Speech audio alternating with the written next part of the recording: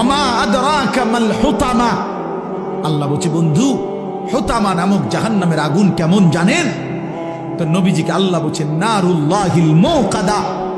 আল্লাহ বলছে নবী আমি আমার কর্মচারী দিয়ে আগুন লাগাই নাই, আমি আমার কাজের লোক দিয়ে আগুনটা লাগাই নাই, আমি আল্লাহর হাতে লাগানো জাহান্নামের আগুন।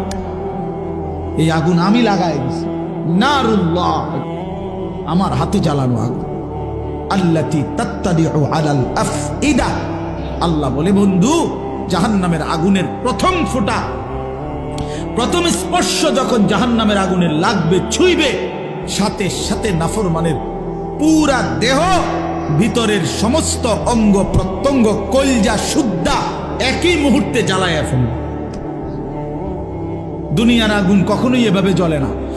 দুনিয়ার আগুন এক সাইড থেকে জ্বলতে থাকে, চেষ্টা করে লাফালাফি করলে, দৌড়ঝাঁপ করলে, ইচ্ছা করলে হয়তো বাঁচানো যায়। এটুকু পুড়ে গেছে বাকিটা বাইচা গেছে, এটুকু পুড়া গেছে বাকিটা বাইচা গেছে, আঙ্গুলগুলো পুড়া গেছে বাকিটা বাইচা গেছে, ঠিক না? দুনিয়ার আগুন এরকম ধীরে ধীরে পড়ে, ধীরে ধীরে ধীরে ধীরে।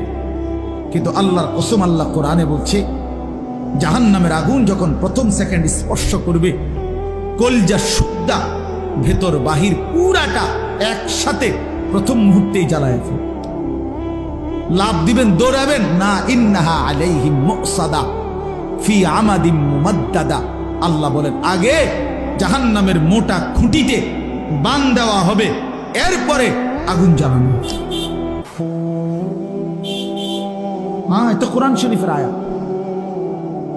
খুযুহু ফাগুল্লু, আল্লাহ বলে ফেরেশতাদেরকে জাহান্নামীকে ধরো এবং বাঁধো, সুম্মাল জাহিমা সাল্লু, এরপরে লাথি দিয়া জাহান্নামে ছুঁড়ে মারো।